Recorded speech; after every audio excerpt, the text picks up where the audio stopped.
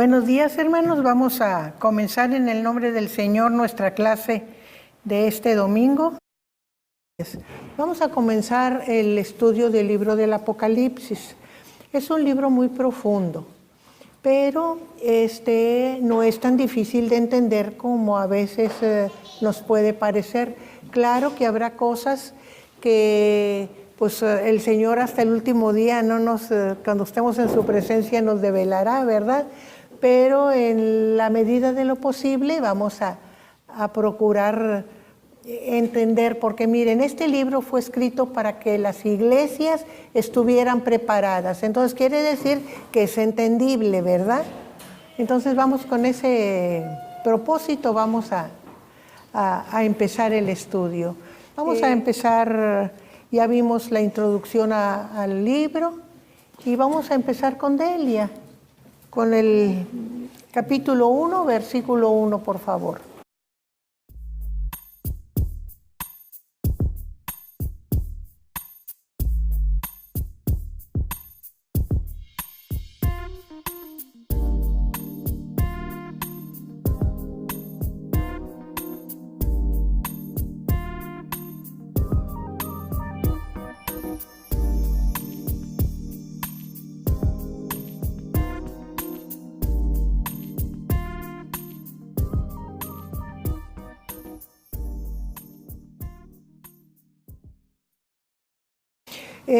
Nos empieza diciendo la revelación de Jesucristo. Ya de entrada nos está diciendo cuál es el tema del libro, la revelación de Jesucristo. Y podríamos decir la revelación que da Jesucristo, o sea, por eso es de Él.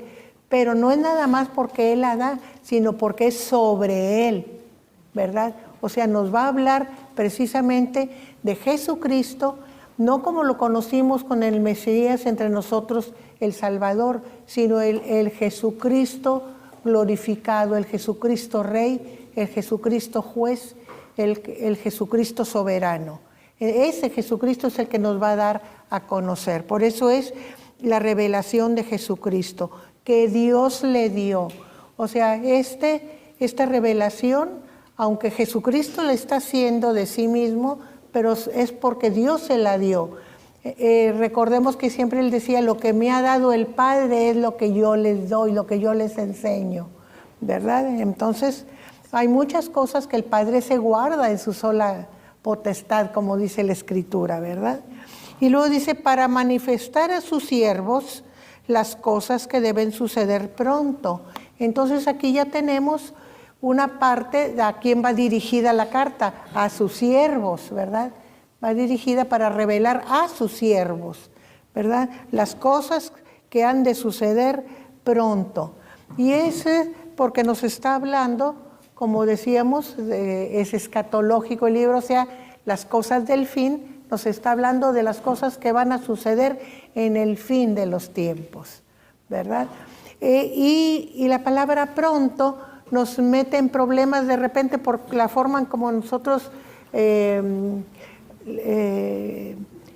entendemos la palabra pronto, pero los eruditos nos dicen, esta palabra en el griego quiere decir que cuando empiecen a suceder las cosas, se van a dar rápidamente unas detrás de otras. Eso es lo que significa pronto, no inmediatamente como nosotros lo entendemos en un día, en 2 días, en un año, no, sino que cuando empiecen a suceder se van a dar, como dicen, se viene en cascada, así como cuando nos vienen las malas situaciones, ¿verdad? Que se viene una y otra y otra y otra y otra, así es como van a suceder. Ahorita yo tengo a mi hijo más chico, a Fabricio, que ha estado con choques, trae 2 carros, uno y otro, y luego apenas saca de uno el otro, y luego ya se acabaron los choques, pero empezaron las descomposturas, y dice, no veo la puerta, mamá, no veo, así en cascada, ¿verdad? Dice que cuando no nos llueve, nos llovizna, es otro dicho para entender eso. Bueno, así van a suceder. Esto es lo que significa pronto. Y dice, y la declaró, o sea, esta revelación, esa es la declaró, enviándola por medio de su ángel a su siervo Juan. Entonces, Jesús Jesucristo se está valiendo de un ángel para dar la revelación a Juan. Y dice a su siervo Juan, o sea, a alguien que le es absolutamente obediente en todo, porque esos son los siervos de Dios, los siervos de Jesucristo, los que le obedecen en todo, ¿verdad? Entonces, para dársela a su siervo Juan. Y luego nos da un testimonio de por qué a Juan, qué características tiene Juan para haberle dado a él la revelación, que ha dado testimonio de la palabra de Dios, o sea, ha sido fiel en comunicar la palabra de Dios, lo que Dios le ha revelado a través de Jesús. Recuerden que yo siempre les digo que todo lo que podemos conocer de Dios mejor es a través de Jesucristo. Él nos ha dado la revelación más amplia, más profunda, más clara acerca de la persona o del ser de Dios, ¿verdad? Porque ha dado testimonio de la palabra de Dios y del testimonio de Jesucristo. O sea, todo lo que Cristo vino a hacer, todo lo que Él enseñó, todo lo que predicó, todas sus señales, todo lo que dio fiel testimonio de eso. Y va a seguir dándolo un fiel testimonio de ese nuevo Jesús que le va a ser presentado. Y digo nuevo porque es diferente la personalidad de Jesús como Mesías, como uno de nosotros, ¿verdad? Al Jesucristo glorificado, ¿verdad? Es diferente. Recuerden que como Mesías vino a ser el Salvador y como glorificado es el juez, es el rey y juez, ¿verdad? Entonces el testimonio de Jesucristo y de todas las cosas que ha visto. O sea, aquí lo da por hecho, porque recuerden que en el tiempo de Dios es igual pasado, presente y futuro. Entonces, para Dios ya lo vio, pero para cuando, es cierto, porque para cuando lo escribe ya lo vio, ¿verdad? Todas las cosas que ha visto. Entonces va a ser fiel en dar a conocer todo lo que Dios le reveló. A veces esos tiempos que maneja la Escritura nos meten en problemas, porque no entendemos eso que para Dios el tiempo no tiene significado, es un presente continuo, ¿verdad? Y pasado, presente y futuro es un tiempo para Dios. Y luego dice, bienaventurado el que lee y los que oyen las palabras de esta profecía. Y aquí nos llama la atención que empezando el libro ya está dando una bienaventuranza. Bienaventurado, o sea, el que lee. ¿Y por qué dice que el que lee y el que oye? Porque en aquel tiempo no era como nosotros el privilegio que tenemos de que cada quien puede leer personalmente en su Biblia. En aquel tiempo era un rollo y entonces no todos podían tener un rollo. Era una persona el que lo tenía y leía para todos. Entonces es bienaventurado el que lee el rollo y los que escuchan, ¿verdad? Las palabras, dice, de esta profecía. De ahí viene la bendición. Los que leen y los que escuchan. Pero, curiosamente, esta bendición, ¿verdad? Esta bienaventuranza tiene una condición. Y dice, y los que guardan, y guardan las cosas en ella escritas. Esa es la condición para esta bienaventuranza, que guarden las cosas que están escritas en la profecía. Miren, esta profecía, o sea, todo este libro de Apocalipsis, es para prepararnos para los tiempos finales. Nos va a estar marcando qué cosas debemos cuidar, qué cosas debemos evitar, qué cosas debemos conservar, qué cosas debemos ponerle atención. ¿Para qué? Para cuando venga el juez nos halle testigos fieles, ¿verdad? Como Jesucristo lo fue delante de Dios. Entonces, dice, los que guardan las cosas en ella escritas, porque el tiempo está cerca. Dicen los eruditos, 1000 años son como un día para Dios, entonces para Dios 2000 años que han pasado son 2 días apenas, ¿verdad? Entonces está cerca, ¿verdad? Y para nosotros nos puede parecer un tantal, pero no para Dios. Entonces, claro que está cerca, mucho más cerca que en el tiempo en que se dio la profecía, ¿verdad? Entonces muchos eruditos dicen que realmente los últimos tiempos empezaron desde la venida de Jesús. Desde ahí empezaron los últimos tiempos de que Dios habla, ¿verdad? Entonces, entre más tiempo pasa, más cerca estamos del final de los tiempos, ¿verdad? Y en eso se basan muchos eruditos, o algunos eruditos, no muchos, como decía el pastor, que algunos consideran que las iglesias son épocas históricas, porque en los tiempos que estamos viviendo, pues realmente corresponden a lo que describe aquí como la Odisea, que es la última iglesia. Entonces, basado en eso, dice, no, pues son épocas, cada iglesia es una época. Y no, realmente los defectos de cada iglesia que nos muestran aquí es para que entendamos en la iglesia universal todos los defectos que podemos encontrar. Porque en todas, como les decía yo en clases pasadas, en todas las épocas encontramos gente muy fiel, en todas las épocas encontramos gente tibia, en todas las épocas encontramos gente carnal. Entonces no es exclusivo de una época. Claro que cada época se caracteriza por ciertas cosas, pero por ejemplo el tiempo de la Reforma, pues había gente muy fiel, todos los que fueron movidos por el Espíritu para hacer la Reforma, pero todo el peso de la otra gente cristiana que estando en error y reconociéndolo y perseveraban en el error, entonces, ¿verdad? No podemos catalogar así contundentemente que cada iglesia corresponde a una época, ¿verdad? Bueno, seguimos. Eso ya entendimos por qué dice que está cerca el tiempo, ¿verdad? Vamos a continuar con la lectura con el versículo 4.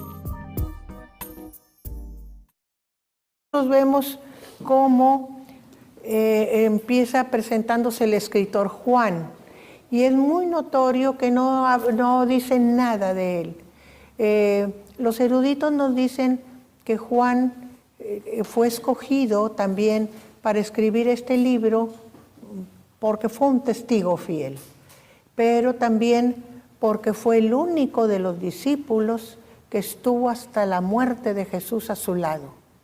Él fue el único que permaneció. Claro, había sus porqués, estaba ahí. Él era jovencito y no lo iban a perseguir. Perseguían a los hombres maduros. Entonces los discípulos maduros pues se escondieron, ¿verdad? Y él no tenía peligro por lo joven. Y también porque estaba junto con las mujeres, como si estuviera con sus mamás, ¿verdad? Entonces, pero de hecho muchos jóvenes sienten más temor que los adultos, ¿verdad? Y él no lo tuvo, a pesar de su juventud. Entonces eso cuenta para él delante de Dios, ¿verdad? Y delante de Cristo. Pero dice, por haber sido un testigo tan cercano de la muerte de Jesús, siempre se sintió en comparación de Jesús, yo no soy nada, ¿verdad? ¿Recuerdan que Jesús los llamó a él y a su hermano Jacobo los hijos del trueno?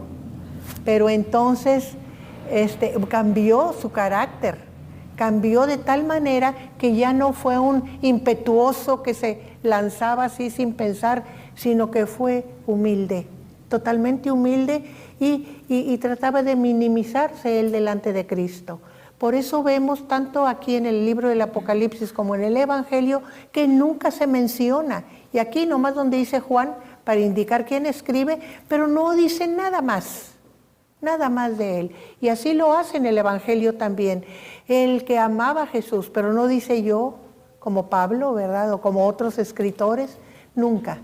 Entonces es una característica de Juan, su humildad delante de Jesús, después de la crucifixión. Juan a las 7 iglesias que están en Asia. Ya habíamos dicho que este 7 indica la perfección. Entonces, no es tanto el mensaje para, aunque en el momento que fue escrito van las cartas a las iglesias locales, pero sin embargo el que sean 7, este número 7 que se va a repetir una y otra vez en el Apocalipsis, indica perfección, o sea, para todos, ¿verdad? Entonces, es para las 7 iglesias de Asia, no eran las únicas, pero ese 7 es simbólico, pero es para todas las iglesias de la cristiandad de todos los tiempos. Y les voy a decir, los eruditos dicen que esas 7 iglesias estaban formadas en una especie de círculo o de herradura, ¿verdad? En esta forma, empezando por Éfeso, en Asia. Aunque este mapa es muy chiquito, yo les hice pasar uno para que ustedes lo vean más de cerca, pero recuerden que la provincia romana de Asia es esta, lo que ahora es el occidente de Turquía. Esto es Turquía, pero esta era la península de Asia o la provincia de Asia. Asia Menor.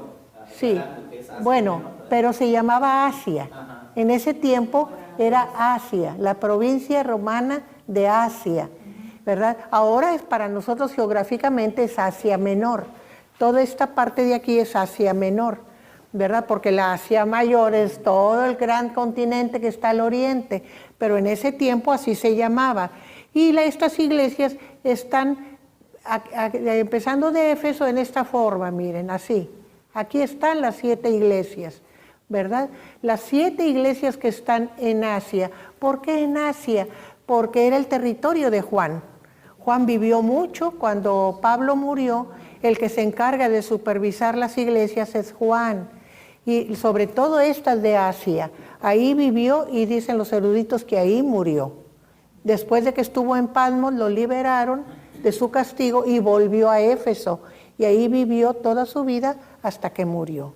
¿Sería ¿verdad? ese el motivo por el cual Dios escoge esas 7 iglesias? Sí, esas 7 iglesias, porque era, vamos a decir, el territorio de Juan, ¿verdad? Y de alguna manera los vicios que encontraban en esas iglesias fueron representativos de la iglesia universal, ¿verdad?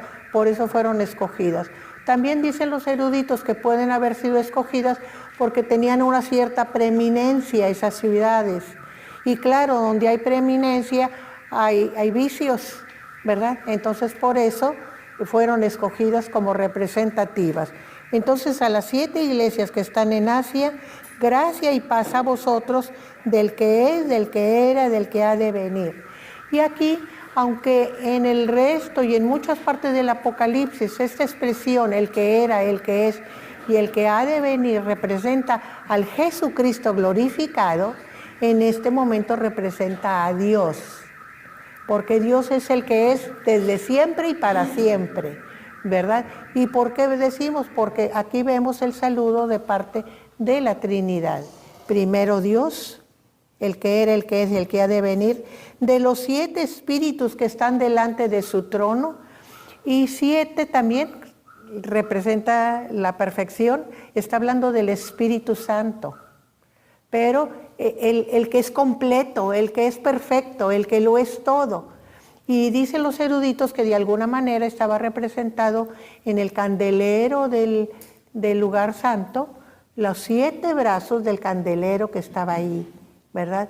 Quiere decir que está donde quiera, que lo ilumina todo, que conoce todo, ¿verdad? Ese 7, los 7 espíritus que estaban delante del trono, y de Jesucristo, testigo fiel, el primogénito de los muertos. O sea, aquí vemos el saludo de parte de Dios, del Espíritu Santo y de Jesucristo. O sea, vemos la Trinidad aquí, que manda ese saludo a las 7 iglesias. Ahora, otra cosa que tenemos que ver, que le llama a Jesucristo el testigo fiel, porque fue testigo hasta la muerte, ¿verdad? Esos son los testigos fieles, testigo hasta la muerte. Y luego sigue diciendo, bueno, el saludo, gracia y paz, es un saludo característico, lo vemos en el Nuevo Testamento. ¿Por qué? Porque recordemos que el saludo en el Antiguo Testamento era shalom, o sea, paz. Shalom, era el saludo. Pero en el Nuevo Testamento ya está agregado la gracia. La gracia es la característica del Nuevo Testamento. Cómo Dios nos salva por gracia. Por eso gracia y paz para todas las iglesias, ¿verdad? De parte de la Trinidad.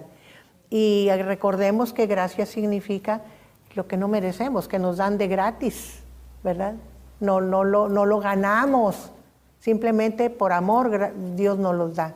Por eso es de gracia, gratis. Es el favor de Dios hacia nosotros, ¿verdad? Y luego sigue diciendo, bueno, ya dijimos que el testigo fiel es un título que se le da a Jesús y empieza a hablarnos de Jesús.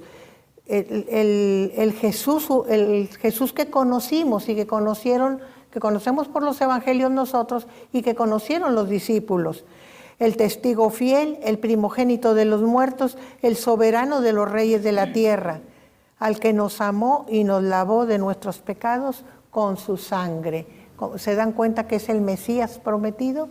El Mesías que había de venir. O sea, desde el punto de vista terrenal está ahí representado Jesús, o sea, el Mesías, ¿verdad? Y luego sigue diciendo, y nos hizo reyes y sacerdotes para Dios su Padre, a Él sea gloria e imperio por los siglos de los siglos. Amén. Luego nos habla, cuando nos dice, nos hizo reyes y sacerdotes, cuando nosotros nos identificamos con Jesucristo, cuando aceptamos su sacrificio en la cruz y que venimos a ser parte de su cuerpo, entonces donde está Él, estamos nosotros. Aunque esto sea futuro, pero ya en el tiempo de Dios ya está hecho. Nosotros ya estamos allá a la diestra de Dios con Jesucristo en su cuerpo. Por eso nos hizo reyes y sacerdotes. Dice Jesús cuando se despide que vamos a reinar con Él, ¿verdad? Entonces esto es lo que significa reyes y sacerdotes. Reyes porque vamos a reinar y sacerdotes porque vamos a ser intercesores, como eran el sumo sacerdote en el Antiguo Testamento y como es Jesús delante de Dios para con nosotros, ¿verdad? Él, como dice Hebreos, es nuestro sumo sacerdote que habla por nosotros delante de Dios. Y en ese mismo papel que Él está, estaremos nosotros. Ahora también esta expresión es una doxología, ¿verdad? Es una alabanza, desde donde dice, a Él sea la gloria, el imperio, por los siglos de los siglos. Amén. Por eso tiene el amén, porque es una doxología, ¿verdad? O sea, es un testimonio de fe que está dentro del mismo saludo que está dando Juan. Esto es de Juan, ¿verdad? Que está dando Juan al presentar el saludo para las iglesias. Vamos a seguir con la lectura del versículo 7.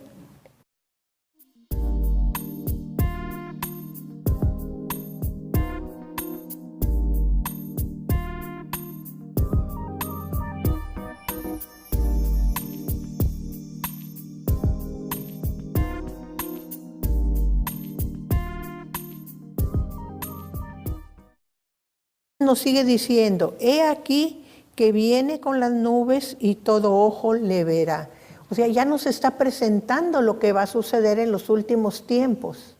He aquí que viene. Y por eso les digo que en el Apocalipsis vamos a encontrar lo último presentado al principio y luego todo el desarrollo, toda la labor que va a hacer Jesús en el curso de su venida, lo va presentando en etapas un poquito y luego sigue con otro tema de adelantado y luego se vuelve otra vez al principio para explicarnos más sobre el principio y así lo vamos a ver. Aquí, por ejemplo, ya nos está presentando la venida de Jesucristo. Aquí viene con las nubes y fíjense que no dice en las nubes o sobre las nubes, sino con las nubes. Entonces, los eruditos dicen que las nubes es la nube de testigos. O sea, la iglesia ya glorificada, que ya está con Él, va a venir con Él cuando Él venga. ¿Qué dice Jesús también cuando se despide? Que Él vendrá y también tomará a los que todavía quedan, ¿verdad? Para unirlos a Él, ¿verdad? Entonces, con todos los fieles que ya están con Él, es con las nubes, y todo ojo le verá. No habrá nadie que se escape de ver a Jesucristo. O sea, todos vamos a pasar por su presencia. Y eso es lo que en el Antiguo Testamento se llamaba el día del Señor, cuando el día del Señor venga, cuando el día del Señor llegue. Y decían algunos, que venga ya, cuando estaban que venga ya para que todo esté bien, funcione bien. Y decía el profeta, no es para que estén muy a gusto, es para que vea cómo se están portando y lo que están haciendo, porque generalmente eran épocas en que el pueblo se portaba mal, ¿verdad? Y entonces pedían que viniera el día del Señor, muy, muy ufanos, ellos como si estuvieran muy bien, y el profeta les decía, están mal. Estás abusando del huérfano, de la viuda, estás siendo usurero. ¿Cómo pides el día del Señor? ¿Verdad? Porque el día del Señor no es para que tú te sientas bien, es para juzgar lo que estás haciendo, ¿verdad? Y eso es lo que aquí dice. Todo ojo le verá, o sea, nadie se escapará del juicio, nadie. Y los que le traspasaron, o sea, el pueblo judío, ¿verdad? Lo verán, no se escaparán de eso, ¿verdad? Y todos los linajes de la tierra harán lamentación por él, sí, amén. O sea, sí, así es, ¿verdad? ¿Por qué lamentación? Pues porque viene en juicio. Entonces todo mundo va a decir, ¿y yo cómo estoy? Y aquí está hablando de todas las naciones de la tierra. No se está refiriendo a los siervos en especial, que eso es lo que a veces nos da miedo, que no entendemos que los fieles tienen un tratamiento y las naciones tienen otro tratamiento, ¿verdad? ¿Por qué? Pues porque son los enemigos de Dios. El mundo es el enemigo de Dios y va a venir a juzgar al mundo. Claro que nos va a ver a nosotros también cómo andamos, ¿verdad? Pero a juzgar al mundo, a las naciones. Entonces, por eso dice que todo ojo le verá, ¿verdad? Los que le traspasaron, y todos harán lamentación por él. Esa es la razón de la lamentación, ¿verdad? Vamos a seguir. Dice, yo soy el alfa y el omega, el principio y el fin, dice el Señor. O sea, está diciendo, yo soy, como decía del Antiguo Testamento, yo soy el que soy, desde el antes, ahora y después, en el futuro, ¿verdad? Por eso dice el alfa y la omega. Principio y fin. Dicen los eruditos que este principio y fin fue añadido porque como iban leyendo para los pueblos griegos que no conocían, a veces pueblos que no conocían ni el griego, entonces para que entendieran qué significaba el alfa y el omega. Por ejemplo, para nosotros, si no conociéramos griego, no sabríamos qué significa alfa y omega, la primera letra y la última, ¿verdad? O sea, por eso la explicación del principio y el fin. Pero esto fue agregado como explicación posteriormente.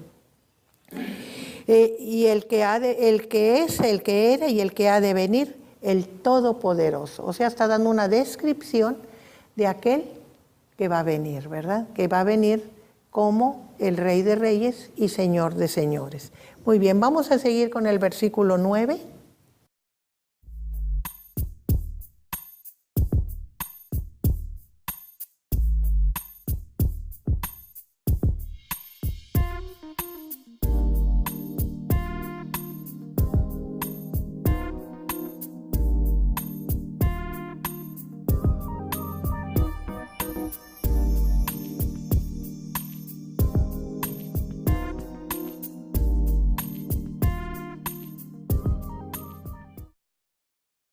Miren, vamos a usar nuestro mapita otra vez. Patmos es una isla muy chiquitita, muy chiquitita. Generalmente los castigos los mandaban a islas muy chiquitas, en donde no tenían oportunidad de nada, ni siquiera de caminar suficiente, y la vegetación era escasa, precisamente por el tamaño de la isla. Generalmente son islas de origen volcánico. Aquí hay un archipiélago, si ustedes ven, y que tiene muchas islitas. Bueno, hay algunas tan minúsculas que no aparecen en los mapas. Pues una de esas islas era Patmos, ¿verdad? Dice, yo, Juan, vuestro hermano. Fíjense cómo Juan no se da ínfulas. Vuestro hermano, o sea, a pesar de que cómo lo distinguió el Señor, el discípulo amado, cómo fue creciendo por su trabajo durante la época de los apóstoles, después de la muerte de Jesús, cómo llegó a ser el supervisor de toda aquella, el que cuidaba de todas las iglesias. Sin embargo, dice, vuestro hermano y copartícipe vuestro en la tribulación. O sea, así como ustedes sufren, así yo sufro y estoy dispuesto a sufrir, ¿verdad? Y estaba en la tribulación, puesto que estaba desterrado por la fe, ¿verdad? Pero no se hace más grande, sino que es uno con el pueblo. Y eso me gusta mucho de la iglesia metodista. Miren, nuestros pastores son siempre gente especial. ¿Por qué? Porque nos cuidan, nos dirigen, nos enseñan, nos predican, nos muestran la palabra y son todo para nosotros en nuestra iglesia, ¿verdad? Pero sin embargo, cuando tienen puestos, por ejemplo, que llegan a superintendente, a obispo, cuando cesan de sus cargos, vuelven a ser pastores igual que todos los demás. No son diferentes, no son más. Y claro, los que llegan a obispos forman un cuerpo especial por su experiencia, que se llama el colegio de obispos, ¿verdad? Pero por su experiencia, no es categoría, ni es jerarquía, no son más que nosotros. Y eso es bíblico. Por eso me gusta mucho la iglesia metodista. En una de las cosas, ¿verdad?, que me gustan mucho de la iglesia.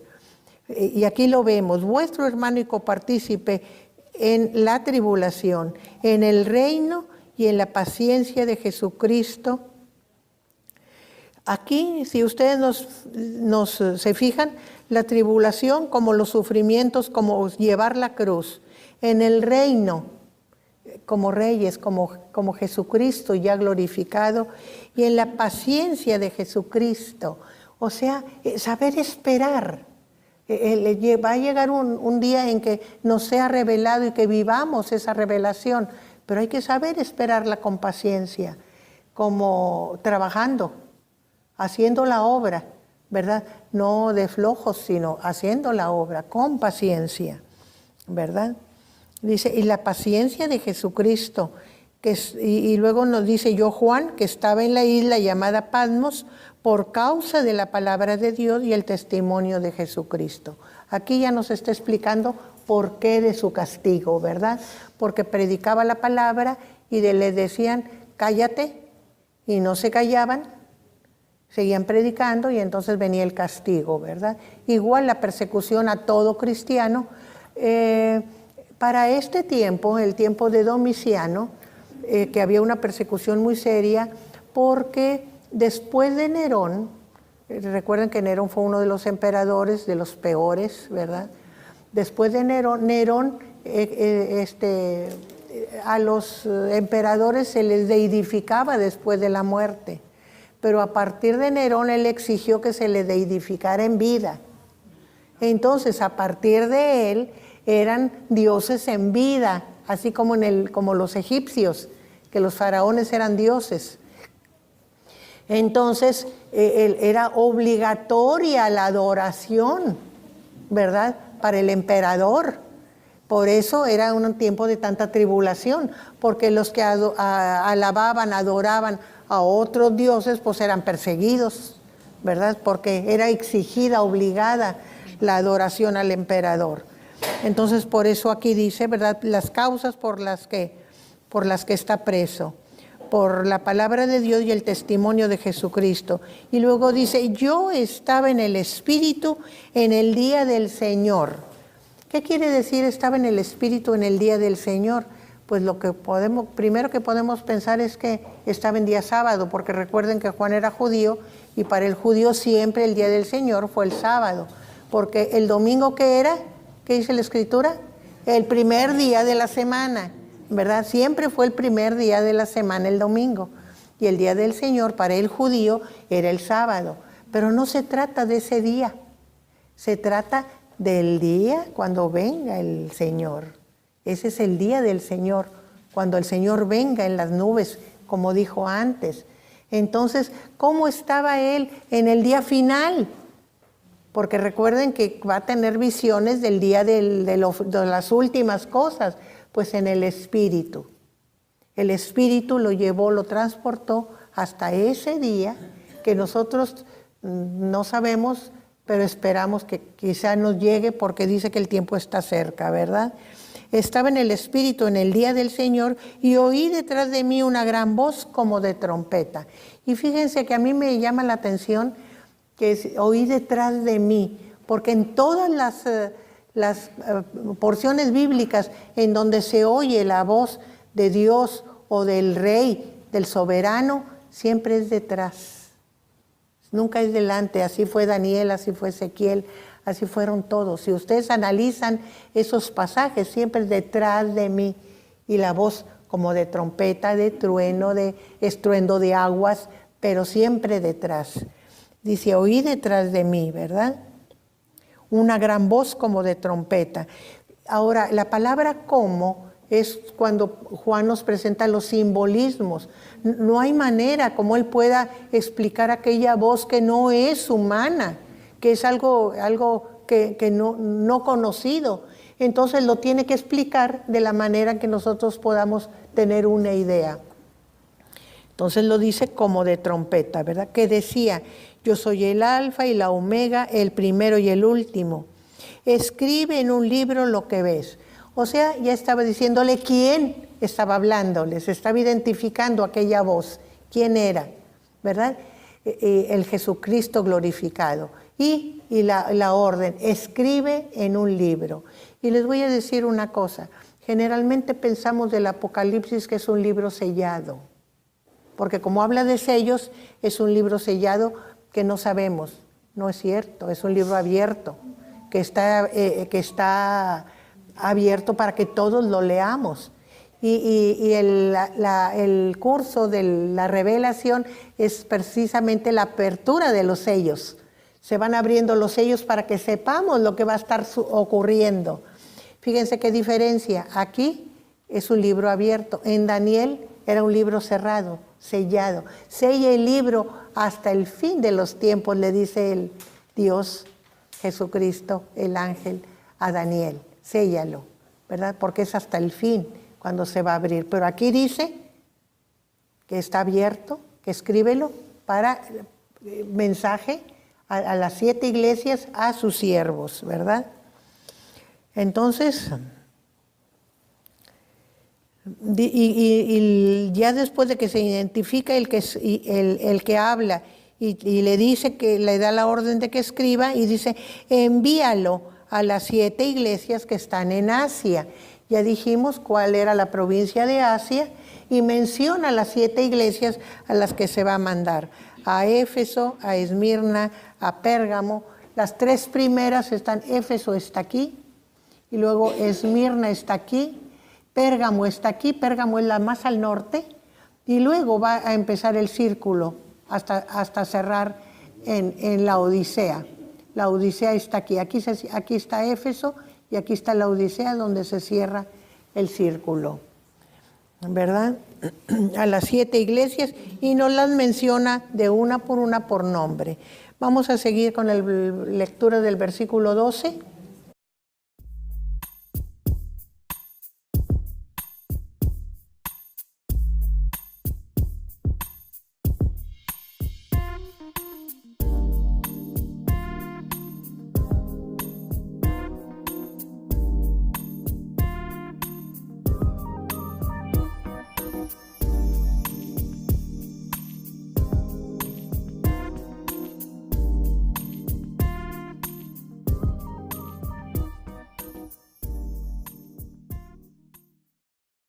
Nosotros vemos aquí, dice, y me volví. Recuerden que él oyó la voz detrás de él, como de trompeta, y me volví para ver la voz que hablaba conmigo. O sea, ¿quién es el que habla conmigo, verdad? Y como no tenía una figura, dice la voz, ¿verdad? ¿Quién es el que habla conmigo? Y vuelto vi 7 candeleros de oro. Lo primero que ve es los candeleros, o sea, tiene todo un panorama, como lo tengo yo, por ejemplo, ahorita. Los tengo aquí cerquita, tengo a los que están allá atrás, tengo al hermano y atrás tengo a las personas que están sentadas en la silla. Pues, ¿qué es lo primero que veo? Pues lo que tengo más cerquita, pongo atención, ¿verdad? O sea, así los presenta Juan.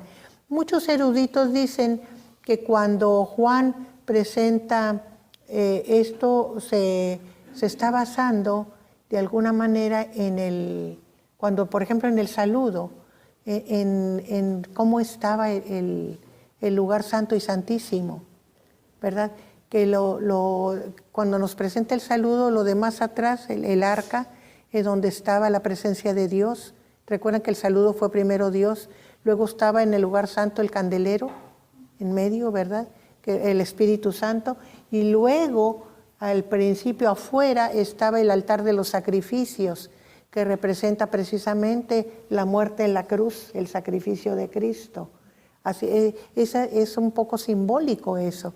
Y ahora vamos a ver también simbolismo en esto, ¿verdad?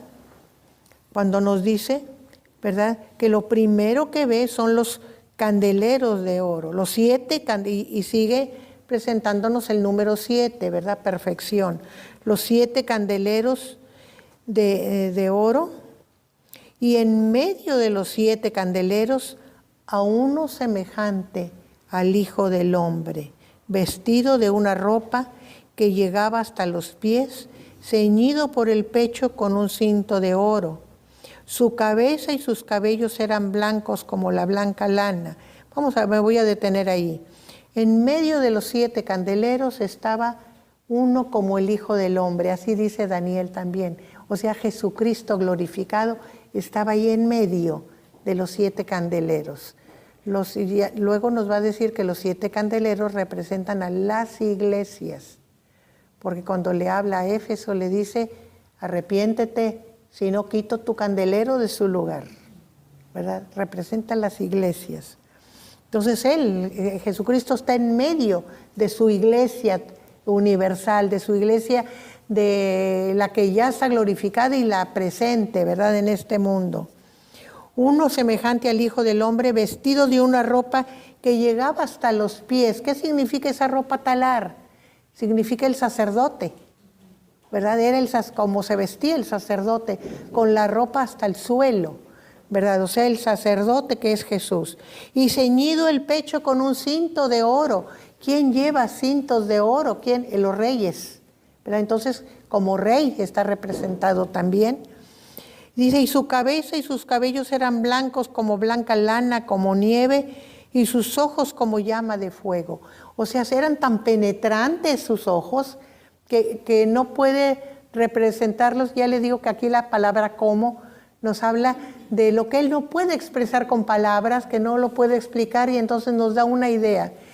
Su cabello como blanca lana, como nieve, o sea, de una blancura que no hay en la tierra.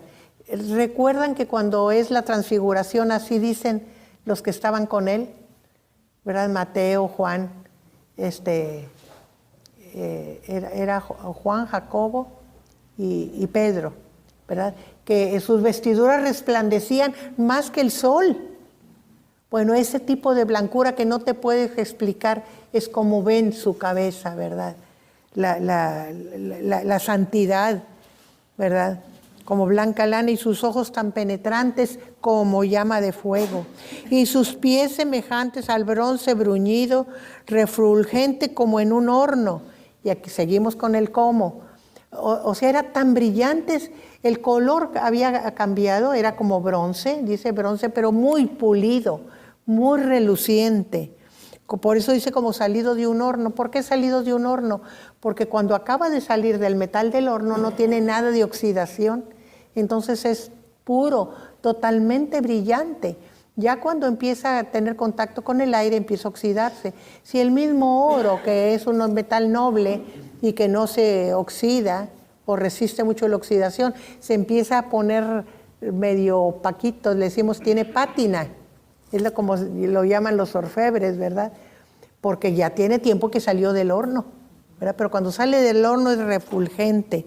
Pues así se veían sus pies, como bronce bruñido salido del horno, y su voz era como estruendo de muchas aguas. Fíjense que aquí hay una figura cuando habla de sus pies como bronce, porque se acuerdan de la figura de Nabucodonosor que ve Daniel, y que cómo eran sus pies, hierro y barro. Entonces eso significaba debilidad, flaqueza, vulnerabilidad. En cambio aquí vemos una firmeza y una como metal puro, ¿verdad? O sea, esa hay diferencia, eso es lo que nos está mostrando aquí, ¿verdad? Y su voz, dice, como estruendo de muchas aguas. Y aquí ya vemos dos imágenes de la voz, ¿verdad? Una como trompeta y otra como corriente, como el estruendo de muchas aguas. Muy bien, seguimos con el versículo 16.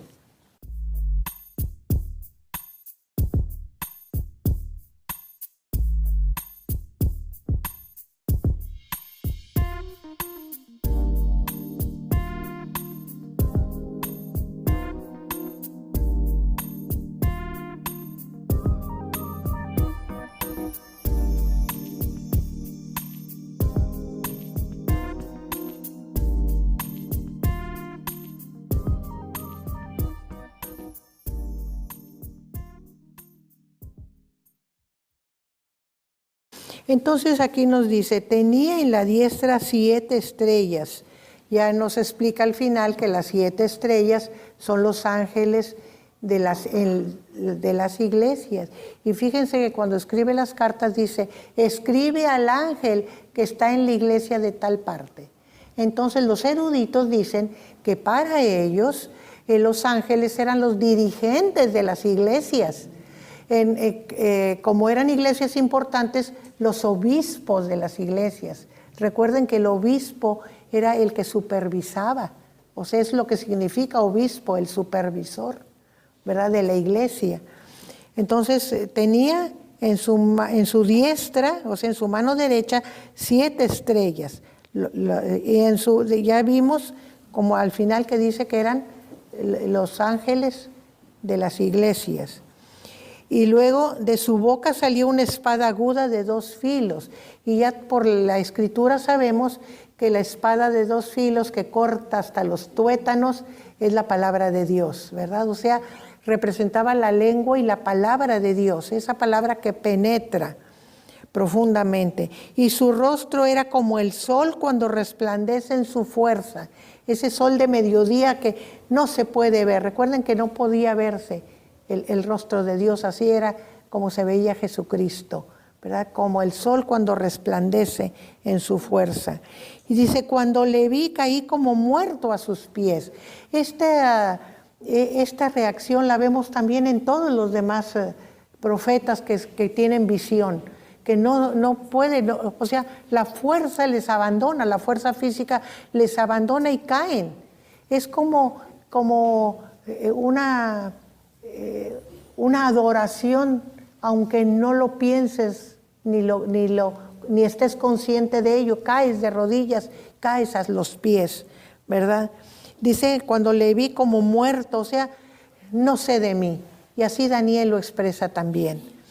Dice, y él puso su diestra sobre mí, igual que como con Daniel, pone la mano sobre él, y diciéndome, no temas, yo soy el primero y el último. O sea, poner aquella mano es devolverle la fuerza, levantarlo. Y así es el Señor con nosotros, tiene ese cuidado con nosotros, de que cuando nos sentimos desfallecer en su presencia o cuando nos percatamos de cómo estamos mal delante de Él y nos sentimos basura, Él nos levanta. Levántate, yo soy el primero y el último, no temas. Eso es realmente bellísimo de parte del Señor Jesucristo. ¿Y quién soy? Y soy el que vivo y estuve muerto, mas he aquí vivo por los siglos de los siglos. Amén. O sea, no temas la muerte. Igual, porque ¿qué nos promete Él? Que vamos a tener la resurrección, ¿verdad? Cuando Él venga, y que aunque esté muerto, dice, el que cree en mí, aunque esté muerto, vivirá. De alguna manera nos está diciendo, mira, aquí tienes la confianza. Yo el que vivo y estuve muerto, mas he aquí que vivo por los siglos. O sea, ¿qué dice la palabra? Es el primogénito de los muertos. Él va a volver, Él volvió a la vida como nosotros vamos a volver aunque muramos. Si estamos con Él, si somos de Él, si somos sus siervos, ¿verdad? Y termina diciendo un amén, porque de alguna manera para Juan esto es una doxología, quién es el Señor, ¿verdad? Reconocer quién es el Señor. Y tengo las llaves de la muerte y del Hades. No temas, porque yo soy el que manejo la muerte y el lugar de la muerte, ¿verdad? Donde van los espíritus. Escribe las cosas que has visto y las que son y las que han de ser después de estas. O sea, recuerden que Juan está en el Espíritu, en el fin de los tiempos, en el día del Señor. Entonces las que son en ese día del Señor y las que seguirán cuando ya el Señor venga y establezca su reino. O sea, el juicio, ¿verdad? Es lo que va a seguir. Escribe las que son y las que han de ser después de estas. Y luego le explica para que entienda la visión que está viendo. El misterio de las 7 estrellas que has visto en mi diestra y de los 7 candeleros de oro, las estrellas son los ángeles de las 7 iglesias. Y le digo que los eruditos dicen que son los dirigentes de las iglesias porque las cartas van dirigidas a los ángeles de las iglesias, ¿verdad? Y los 7 candeleros que has visto son las 7 iglesias. O sea, la iglesia universal está delante del Señor. Y Él se mueve entre sus iglesias. Él está al pendiente de todos, de cada uno de nosotros, ¿verdad? Desde el principio, desde que fue a la diestra de Dios.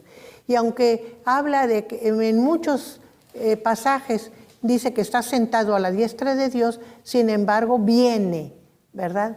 Viene a estar con nosotros, a establecer su reino. Muy bien, creo que estamos en tiempo.